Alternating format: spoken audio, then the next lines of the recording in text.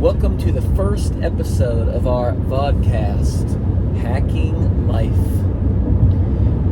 where in these micro episodes we might not be talking about life hacks per se, but we will be talking about how we hack away at life the best we can. Kind of like Cassie hacked away at her golf ball on the golf course 2 days ago. I actually played really good. Actually, there was 4 of us playing, and the 3 of us, my brother, our friend Tim, and me, played a scramble, the 3 of us against Ben. And they beat me. We beat you. Yeah, so. Which I was very surprised at. I hit a couple bad shots. But anyway, in this first episode, we're going to talk about behind one of our songs. We've got a song on our second record, which is called 2, and the song is called Land of Rolling Hills. Now, Cassie and I have been to Rwanda, Africa 7 times now. We first started going on missions trips over there. How did you first start? You actually went on the first trip on your own. So how did that come about? Well, it's crazy. So I always, as a little girl, I remember when I was in 3rd grade, I had a pen pal that lived in Kenya. And so from that moment, I had just always had this dream of going to Africa for vacation. And it was always just kind of like in the back of my mind and on my heart, I always wanted to go to Africa. So about 12 years ago, when we decided for me to quit what I was my job and for us to really do music full time.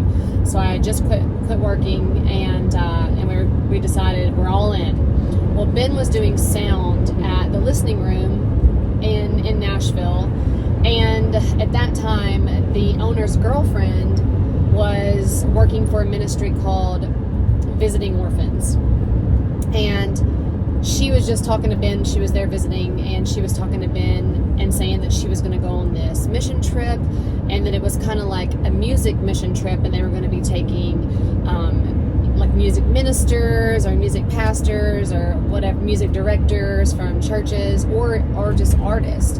And Ben said, my wife would really, really be interested in that. You guys should connect. And so we ended up connecting through Facebook, and she and I met for coffee, and we talked about it, and I was like, absolutely, I want to go. Here's my credit card. I'll figure out how to pay the rest of it later. And so that's how it all happened. And I went by myself the first time. And if you know me, I'm scared of everything, like the dark, my shadow. And I went all by myself. I didn't know anybody. And so, but when I went, it completely wrecked me in such an amazing way, and I fell in love with Rwanda and its people and a special little girl that I met named Kevine.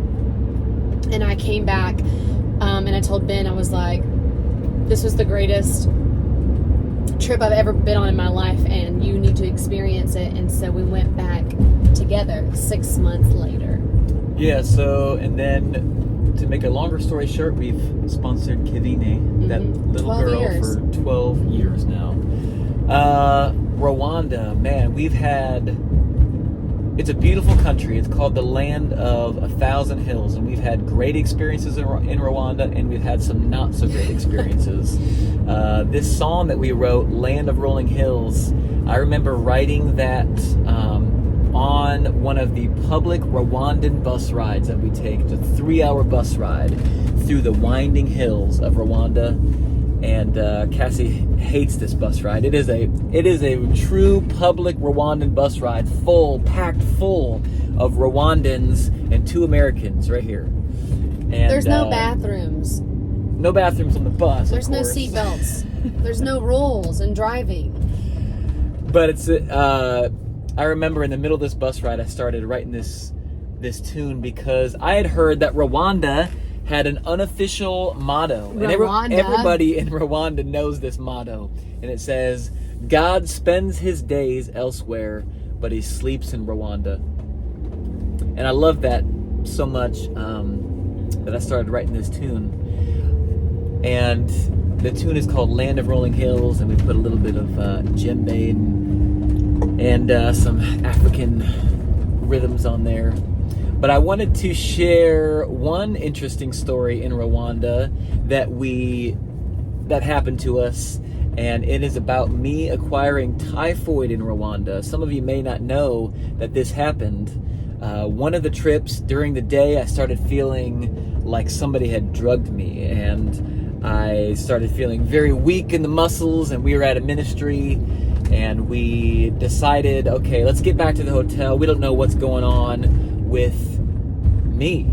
So I took fever reducer when I got to the hotel, and we didn't really have our own transportation. It was all, we were relying on other people, and so we didn't really have a way to get to a clinic or a hospital, and so we just took the fever reducer, and I thought I could be better, sleeping it off. Well, I woke up about an hour later, and my fever was higher than it was before, and low blood pressure too.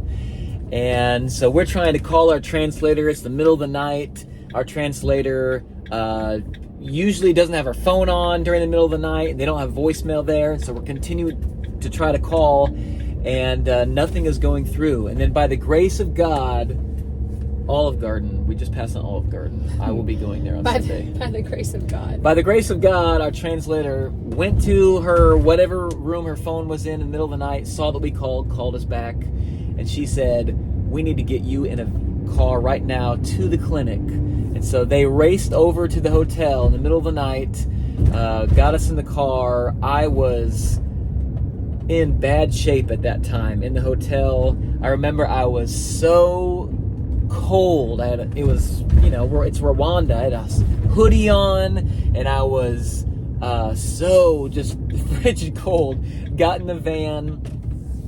They transported me to the clinic, and on the way to the clinic, I passed out. And I remember right before I passed out, I started feeling so hot, was sweating bullets. Well, it's crazy because, in the hotel, he was freezing, and so he had a high temperature, took a shower, everything was freezing, and so we put him in all the sweatshirts and everything. Then when we get him in the vehicle and to start driving, when all of a sudden he was like, I'm hot, and I'm like, you're hot?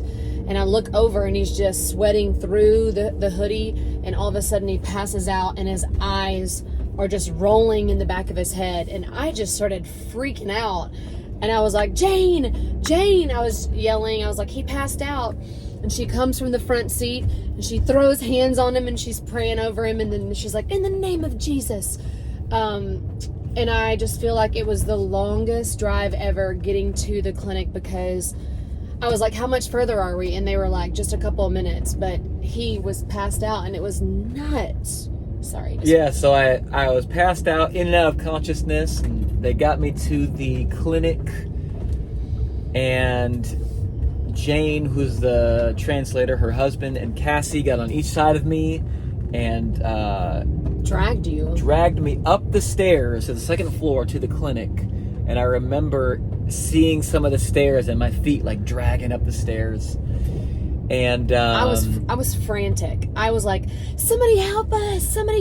I'm just screaming and screaming. Now keep in mind, no one speaks English, and they speak Kinyarwanda or French. So no one could talk to me. No one could tell me, Jane was translating, but I was just yelling, and they're like, what's the matter? What's going on? So it was just this weird somber, and I'm running up there. I'm going through things. I'm like, help us. And they end up putting us, there's only one little tiny bed, room, where there was a little bed, and it had Rainbow Bright. I'll never forget. It had Rainbow Bright sheets on it, and they put Ben on this little twin bed.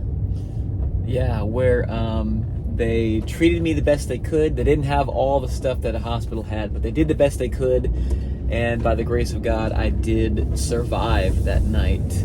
I do remember them saying, though, they told the translator and she told me the next day, they said if he hadn't come in that night to the clinic, he probably wouldn't have made it through the night. He would have died in Rwanda. Well, also, they said, so whenever, how I was saying that nobody spoke English, nobody was talking to me. Well, they were telling Jane, our translator, stuff, but no one was saying anything to me.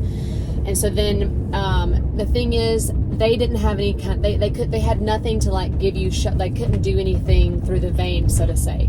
Anything they had was pill form only. Well, he couldn't keep the pill form down because he kept, making it come up. And so whenever he finally, by the grace of God, got the pill to go down, that's when his fever broke. But Jane said that they were like, when they were talking and it was all weird, and I was like, what's going on? She said at first they wanted to send Ben to the hospital, but they said he would die on the way and that they would just do what they could. But nobody would tell me that. So crazy night in Rwanda. A funny part about it is, when they dragged me to the second floor on the clinic, on the first floor of that building was a Rwandan nightclub, and it was late at night, and all I could hear as I was about to die in Rwanda was people dancing, having the party of their life downstairs. It was so weird. So, I do thank God that he worked things out with the translator and timing in the clinic that allowed me to be here today. And yeah, this is a public service announcement to take your typhoid shot if you go to Rwanda, Africa. Oh my gosh. So anyway, that is a little bit of a background on the story of Land of Rolling Hills. In the second verse, it talks about, you've laid me in the dust, and something like that in there. And that is what that is about, me almost dying in Rwanda. Yeah. Anyway. So I love being able to share like the stories behind the song.